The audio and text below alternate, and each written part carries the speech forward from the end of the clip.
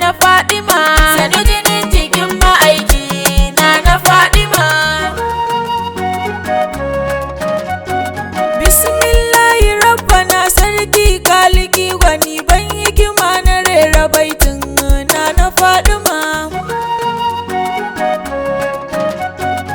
Ya Allah kayo salati ga sayyadil wara kairil kalki dan amina mai sa'ar nazuma, sanu jinin jikin ma'aiki na fadima. Sanyo ali sahabbai Allah gaba daya Abubakar Umar da Usman Dali na fadima.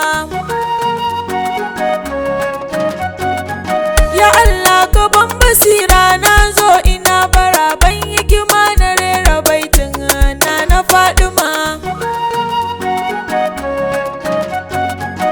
Na batul zan yaba ya cancanta yan uwa kauna ta gare ta tilas ne yau na sallama, sanu jinin jikin ma'aiki na fadima. Fadima ce ta haifu wanda ba za a yi kamar su ba, su ne Alhassan Husaini manyan 'ya'yanta ma,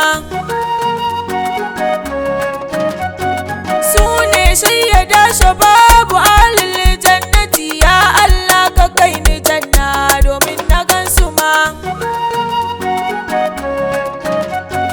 Duk mai tutiyar yana kaunar na fadima, dole so dukkan sahabbai ko mai girman sama, sanu jinin jikin ma'aiki na fadima. Mai martaba mai girma fadima jikar wabi, wanda ya ki kiran kiyama wuta za ya tsunduma.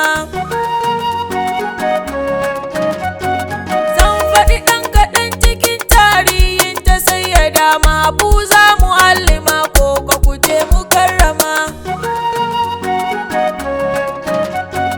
Ita ce abida sunanta sayyada, sannu batul yar ma'aiki a mai kyawun kama, sanu jinin jikin ma'aiki na fadima. Ita ce in ka ganta to tabbas kaga annabi, bambancin su shi namiji ne ita mace fadima. Dan wata ran da kafurai suka bata wa annabi, fadima ce ta mai da raddi ba ta tsoron su ma. Kai musu zantukan da kowa sai da ya firgita, amma babu mai faɗin kof dan ya tozarta ma, sanu jinin jikin ma'aiki na fadima. Ita ce shugaba ta matan duniya gaba ɗaya, duk wata mace na ƙasan matsayin na fadima.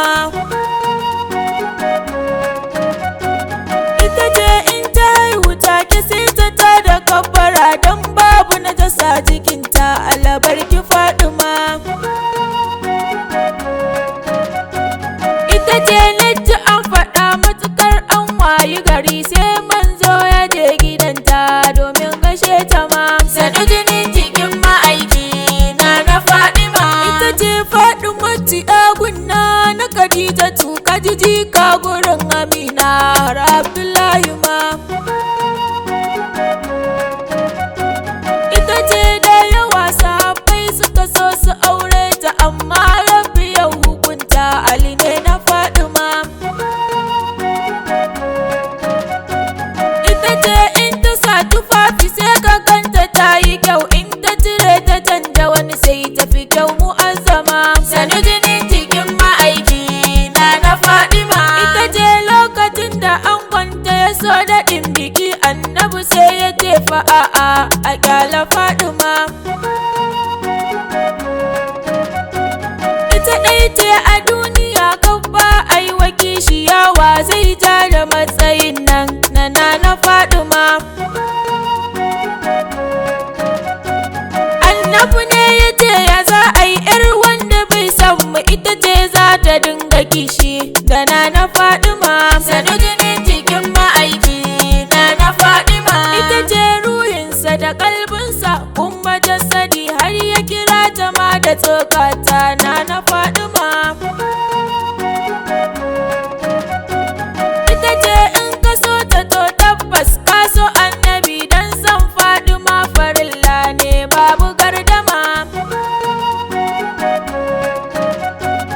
Ita ce da ina da dama sai na ziyarci gurin ta ma. Sanu jini cikin ma'aiki na fadima. Ita ce in ka je baki a kabarin ta na ciki, ya Allah ka yassare mu in je in ganta ma. In shiga in tsaya gaban kabarin na fadima, in ce assalamu alaiki a mai kyawun kama. Ita ce lokacin da kis ya rage ta yi wa fati, ta yi wasu zantuka na mamaki na fadima. Sanu jini cikin ma'aiki na fadima. Ita ce ta aiki Hassan da Husaini gurin Ali, sun je sun isar da saƙon babu tantama. Ita ce ta yi wa kanta wanka ta salin kafani, na ji wannan kasari hulda a babban shehi ma.